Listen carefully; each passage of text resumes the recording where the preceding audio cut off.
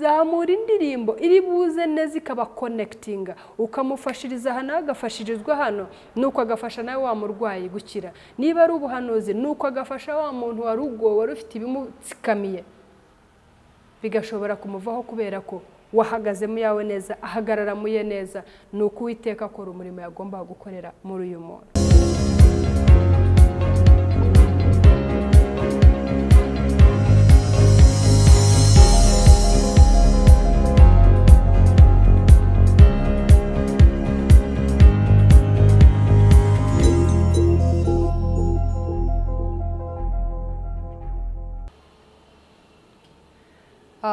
Ndabasuhuje mwese bakunzi ba Team TV. Yesu ashimwe. Amahoro mwese mbifurije amahoro y'Imana. Nejejwe no kuba nongeye kuboneka hano uyu munsi.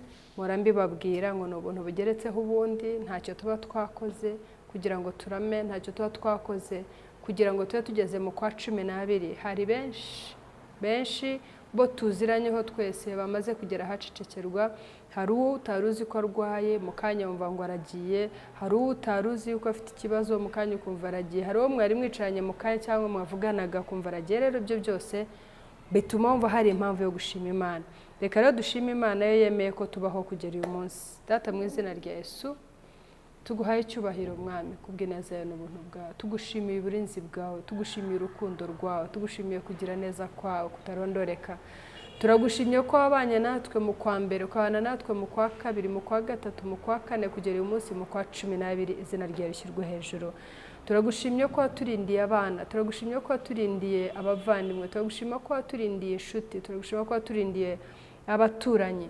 Mwami birashoboka ko hari abamaze kugera hacicekerwa muri abo bose, ariko byonyine kubisi itarorama ngo irangire nabyo nukuri turabigushimira uhabwa icyubahiro. Twebwe tukiriho rero Mwami wabikoze nk'Imana ku bushake bwawe nk'Imana, hari impamvu tukiriho no kugira ngo dushobore gukomeza gukora ubushake bwawe.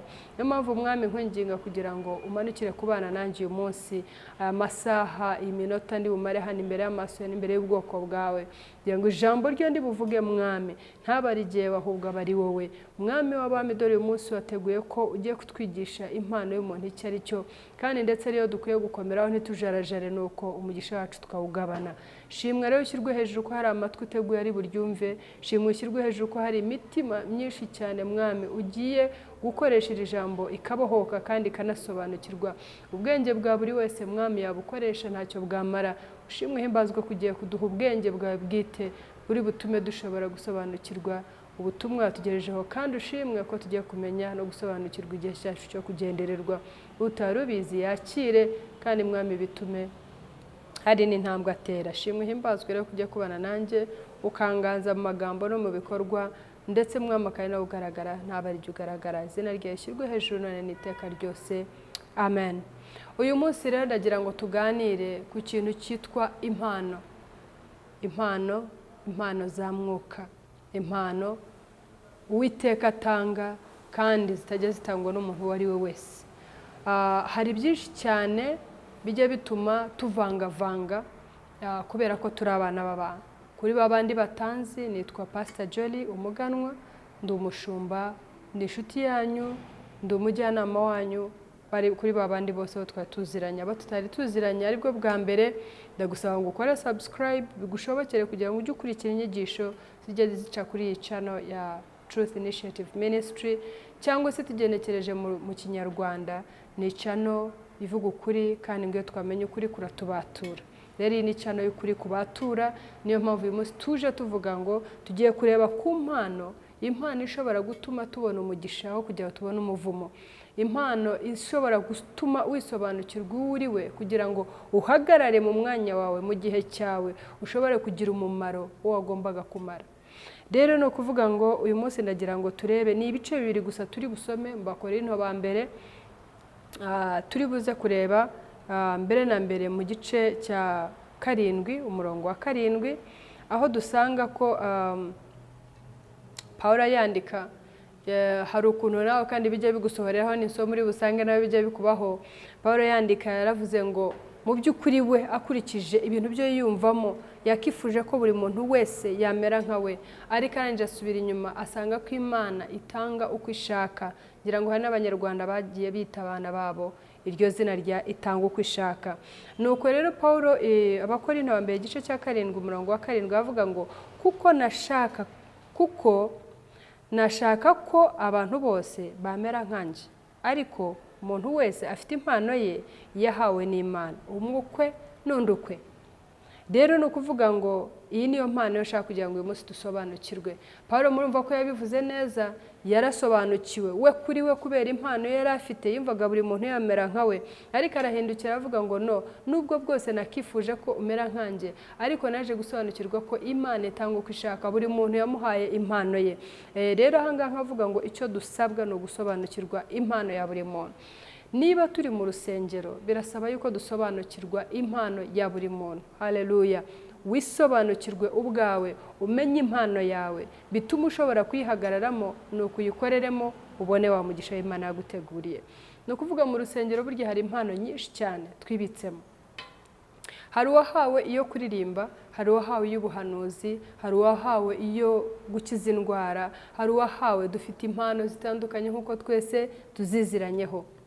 Ariko hakaba ubwo Satani aduhabya, nkareba nkasanga Pastor Jolie afite impano y'ijambo, nkavuga ngo buriya nanjye mvuze nakumvikana, ubwo nkava mu mpano yanjye y'uburirimbyi. Nyamara iyo nza kuririmba akavuga ijambo, undi agakiza indwara, undi za mpano zakaje zigashyirwa hamwe, nuko tugakorera Uwiteka. Ari umuririmbyi waririmbye iyo ndirimbo aravuga ngo zani yawe yaguhaye nanjye zaniyo nahawe, ubutumwa bugere hose dukorera Uwiteka. Haleluya. Bivuga ngo yaramaze gusobanukirwa impano y'umuntu iyo ariyo. Aravuga ati je niba narahawe iyo kubwiriza, nawe ugahabwa iyo kuririmba, undi agahabwa iyo gukiza indwara. Niyo mpamvu izo impano zose Imana yazitanze kugira ngo tuze dushyire hamwe. Njyewe nze indirimbo iri butume mwuka w'Imana abana nawe, ya mpano yawe y'ubuhanuzi imanuke ikora umurimo. Njyewe nze ndirimbe bitume ya ndirimbo imanura mwuka w'Imana kuri wowe, ushobore guhanura, wumvikane kandi mwuka w'Imana akorere muri wowe, niba ari ubuhanuzi, niba ari ugukiza indwara, niba ari iki. Ariko ugasanga ngo nuko na Jolie yaririmbye akemerwa, reka nanjye mpindure, buriya nanjye ngiye kuririmba nakwemerwa. Ukaba hawe impano yo kubakinga, wowe uri umuririmbyi ariko ubundi icyicaro cyawe nuko wakamfashije, ariko ukavuga uti no, kuva afasha Jolie akumvikana, aya kuki se bundi giye ngoma hari inyuma, kubera iki se ubundi ayobora mu ndirimbo, kuki giye ntagiye nkayobora. Ugasanga urabyishe. Igihe cyose kizakubwira ko atandukanye n'impano yawe, nuko icyo uzakora nta musaruro uzakibonamo. Igihe rero utarashobora kwisobanukirwa ngo umenye iremwa ryawe, ngo umenye Imana icyo yagamije mu iremwa ryawe, ntabwo uzigera ukora ikintu ngo ukibonemo inyungu. Icyo gihe urumva uzaba uri mu mpano y'undi, uzaba uri mu byiganira umugisha wundi, kandi umugisha ntubyiganirwa. Buri muntu agira umugisha we. Hazabona rero umugisha wa wundi uzamenya impano ye, akamenya impamvu iki Imana yamuremye, akamenya ni hehe Imana yamushyize, bikamufasha kugira ngo ashobore gusobanukirwa neza ikiri hariya cyagombye kuhakura, aho kugira ngo abyiganishwe cyane no kujya gushaka icyo Imana itamugeneye, ajye aho Imana itamushyize. Reka turebe Abakorinto ba mbere ibice 12 guhera ku murongo wa mbere. Aravuga ngo bene data, umutwe w'amagambo aravuga ngo uko impano z'umwuka zitandukanye, aricyo nababwiraga, ni ukuri impano za mwuka ziratandukanye, ni nyinshi kandi ziraza zikuzuzanya. Ariyo mpamvu tudakwiye kubyigana njya mu yawe cyangwa ujya mu yanjye, ahubwo sobanukirwa neza iyawe yariyo maze uyihagararemo neza. Reka turebe impano za mwuka ukuntu zitandukanye. Ijambo ry'Imana yavuga ngo bene data, ibyerekeye impano z'umwuka sinshaka ko mutabimenya. Muzi yuko mukiri abapagani mwayobywaga mukajya kubigirwamana bitabasha kuvuga, uko mwabijyanwagaho kose.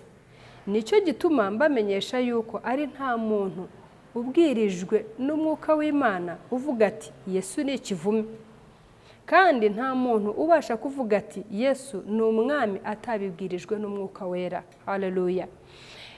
Umurongo wa 4 avuga ngo icyakora hariho impano z'uburyo bwinshi, ariko umwuka ni umwe. Impano ni nyinshi ariko mwuka uzigenga n'uyu n'umwe ari wo mwuka w'Imana. Rero ni ukuvuga ngo izi mpano zose zo twagiye tuvuga, iyo udafite mwuka w'Imana niyo mpamvu uzarorongotana ukajya mu yindi, niyo mpamvu uzagira utyo ugatana. Ariko mwuka uziyoboye, mwuka uzirondora, mwuka uzigenga n'umwe. Igihe cyose uzamwemerera azakuyobora neza kandi uzitwara neza mu mpano yaguhaye kandi wibyaza umusaruro. Umurongo wa 5 avuga ngo kandi hariho uburyo bwinshi bwo kugabura iby'Imana, ariko umwami n'umwe. Haleluya.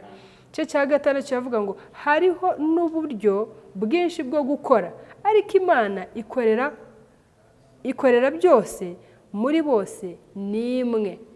Imana ikorera byose kandi muri bose n'imwe.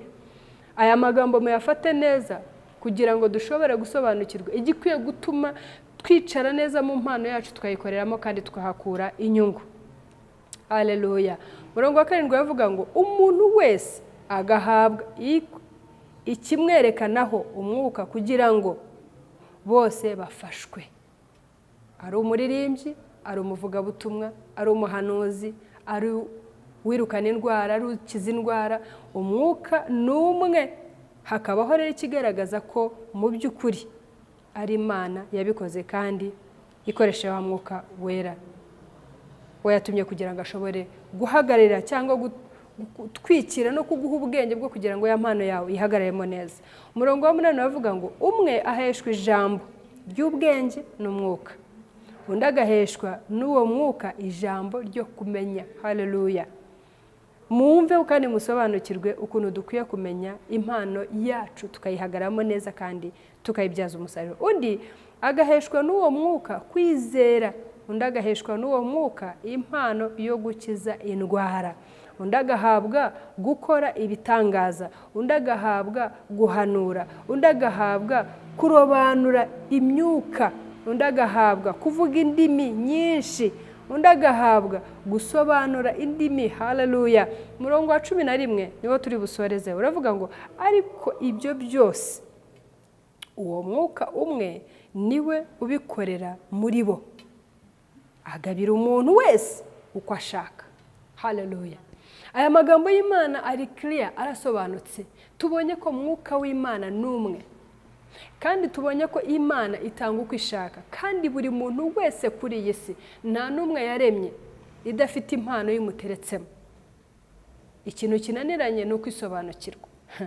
Biragaragaye cyane aho dushaka kugira ngo twisanishe n'abandi, nyamara buri muntu Imana yamuremanye ubudasa. Twabonye ko hano buri muntu afite impano ye. Wireba runaka asengera umurwayi agakira, ngo uvuge ngo kubera ko ndi umurokore maze imyaka 30 mu burokore, maze nyamara rasenze ndiyirije nkoze ibishoboka, ngo uvuge ngo nanjye reka. No, iyo ni impano Imana yamuhaye. Ahubwo icyo uri bukore nawe, ahubwo ukora iyawe, hagarara mu yawe. Yenda wowe yaguhaye kuririmba, nubona arambuye ikiganza ku murwayi, nawe zamura indirimbo ya yindi y'Imana yabonye ko iri bukoreshe kugira ngo mwuka w'Imana amanukire kuri uyu umukozi w'Imana uri busengera wa murwayi. Niba yarahawe yo guhanura, zamura indirimbo iri buze neza ikaba connectinga, ukamufashiriza hano agafashirizwa hano, nuko agafasha nawe wa murwayi gukira. Niba ari ubuhanuzi, nuko agafasha wa muntu wari ubwo wari ufite ibimutsikamiye, bigashobora kumuvaho kubera ko wahagazemo yawe neza, ahagarara muye neza. Nuko Uwiteka akora umurimo yagomba gukorera muri uyu muntu. Haleluya. Reka mbabwire bene data, ikintu kiduteye ibyo byose ni ukutisobanukirwa. Ikintu kiduteye ibyo byose ni ukutamenya yuko hari impamvu Imana yakuremye. Ikintu kiduteye ibyo byose ni ishyari n'umwuka wo kwishyira hejuru. Ukavuga ngo niki gitumye Bella yakora ibintu jye simbikore, niki gitumye Pastor Jory yakora ibijye simbikore. Oya, reka mpaguruke. Ikindi cya kabiri kijya kibaho, reka mbabwire, ni ishyari nicyo giteye ibi bibazo. Iyo ufite umwuka wo kwishyira hejuru, ukagira umwuka w'ishyari, igihe cyose uziterura witereka mu mwanya utari uwawe. Nimbibutsa Mariya na Marita, buri umwe yakoze umurimo we neza. Umwe yagiye mu gikoni yita ku biri butume Kristo waje waba agubwa neza, undi aragenda mujya ku birenge amubwira inkuru zose aramuganirira. Buri umwe yahagaze mu mpano ye neza. Ariko mwibuke Mariya aje gukomplaininga icyo Yesu Kristo yamusubije. Muri make buri muntu namenye impano ye. Marita aje gukomplayininga mwumvise icyo Yesu yamusubije. Buri umwe namenye impano ye. Bakristo bavandimwe bagenzi banjye, ndabagira inama ngo twisobanukirwe, tumenye iremwa ryacu, icyo Imana yari igamije. Wirebera ku wundi, wigira ishyari ngo nuko undi yakoze ibyo yakoraga bigacamo. Oya, hagarara neza, buri ibyo bitaracamo ni igihe cyawe kitaragera. Iyo igihe kigeze, isaha ikagera, umunota ukagera, isegonda, icyo Uwiteka yagamije kugukoresha, icyo Uwiteka yagamije gusohoza muri we kirasohora. Wikwihutira gushaka gukora nk'uko runaka akoze wibeshya ngo nibwo uri bushobore kugera ku cyo nawe yagezeho. No, buri muntu agira inzira ye. Nk'uko wagize inzira yawe yo kuvuka, ukavukira kuri runaka, nanjye nkavukira kuri runaka. Ni nayo mpamvu ukwiye kumenya ngo impano y'Imana yagushyizemo ni nako ishobora kuyikoresha ugakora ibihambaye, ariko utagiye kwishyira mu yanjye ngo ikuvune. Reka nkubwire, ikizakumenyesha ko uri mu mpano y'undi ni uko uzavunika. Nyarwanda bivuga neza, ingendo y'undi iravuna. Nushaka guhagarara mu mpano itari iyawe, igihe cyose uzavunika. Kandi nuhagarara neza mu mpano yawe, naho wavunika, ukomeza wumva ubushake bwo gukomeza muri ya mpano. Ukomeza wumva hari impamvu yo kuririmba, bakaguca intege ukumva hari impamvu yo kongeramo. Nyamara bakakubwira ngo ntabwo nyamara unanabizi ikijwi cyawe kimeze nk'icyo, ukongera ukumva hari ikigusunikira kuririmba. Haleluya. Niba ari impano yo gukiza indwara, hari abazaza kubwira ngo uriyoberanya, ngo urishushanya, ngo uratubeshya, ngo uri umwescro, ariko wumve hari impano yo gukomeza gusanga aho abarwayi bari. Wumve hari ikigusunika kikubwira ngo ariko ubu ni iki kiguhagaritse. Umwana w'umuntu avuge nawe uhagarare. Impamvu ikizakubwira ngo ni impano yawe nuko uzahora wumva hari ikintu kigusunikira kugikora. Nyamara uri mu bihe bikomeye bitoroshye, uri ahantu hatoroshye, uri imbere y'abantu batoroshye, ariko uzahora wumva hari impamvu. Bakubwira ngo wowe ntubishoboye, bakubwira ngo ntabwo uzashobora, bakubwira ntacyo uzageraho, ariko wumva hari ikintu kigusunika kikubwira ngo no, you will make it, you will make it. Continue, komeza, komeza, komeza, hanyanyaza. Kandi koko kubera ko Uwiteka ariko yavuze no kubikora, azabikora. Reka mbabwire ntabatindiye, mbabwire ngo buri umwe nagerageze cyane. Niba ari amavi ongera yasubireho, niba ari ukwinginga Imana ongera ubikore, niba hari aho mwahurira gukaba warahatakaje ongera uhasubire, niba hari icyo uzi wakoraga data akagusanga kongera kuganiriza kugira ngo ubone neza, usobanukirwe neza impano yawe, bikore. Nibwo uzagera ku icyo Uwiteka yagennye kuzageraho. Ndabasabye, ndabinginze, dutandukanye kandi dushobora gusobanukirwa impano y'Imana na buri muntu uko yayimuhaye, aho kumugirira ishyari ahubwo musapotinge, uhagararana nawe, mukomeze, mubwire uti rwose genda ndabona nubwo bigoye ariko uzabigeraho. Icyo gihe nawe Imana izakubera sapota mu byo ukora. Imana nayo izagukomeza, izagushoboza, izaguha amaboko utazi n'aho aturutse, azagukomeza kugira ngo impano yawe ihagararemo neza, kandi n'intsinzi uzayibona. Imana ibaha umugisha kandi dushoboze. Twese dushobora gusobanukirwa impamvu yo kuremwa kwanjye, twese dushobora gusobanukirwa impano indimo kugira ngo ushobore kwihagararamo neza. Ni uko Uwiteka nkoresha ibikomeye. Imana ibaha umugisha. Murakoze kubw'umwanya wanyu kandi nzi ko Uwiteka hari icyo akoze. Reka dushime. Mwami, turagushimye kandi turaguhimbaje. Ijambo ryawe ritubwiye neza ko uri Imana yacu, kandi uri Imana itanga impano uko wahisemo, uri Imana itanga impano uko wagennye. Mwami, ntabwo urusaku rwacu ari rwo ruzatuma impano yo wahaye runaka ariyo yimukira muri jye. Ntabwo ishyari nagirira runaka ariryo ryatuma iyo mpano yimuruka yizana muri jye. Mwami, ndakwinjiza ngo buri muntu umuhe kongera kwisubiraho, yirebe, ayongera ajye muri miruwari y'ijambo ryawe, yirebe nibwo ari busobanukirwe impano ye, amenye impamvu ye yo kuremwa, amenye icyo wari ugamije muri we, amenye asobanukirwe impano imurimo, nibwo azayikoresha kandi ya mpano ikagira umumaro. Igihe cyose Satani azatuvanga akaduteza ishyari, akaduteza kwishyira hejuru, kwihimbaza, bituma tuza tugashaka kuyoba, tukajya mu mpano z'undi ngo nuko twabonye ko we hari icyo yamugejejeho. Ni ukuri icyo gihe ntabwo tuzigera dutera imbere, ntabwo tuzigera dukiranuka, ntabwo tuzigera tubona umusaruro wa ya mpano, kuko ntabwo ari iyacu. Umugisha wawe mwamutanga, ni ukuri turakwinjiza kugira ngo dushoboze gusobanukirwa uwo ari wo, kandi Mwami nicyo kizadufasha kugira ngo dushobore kuwakira.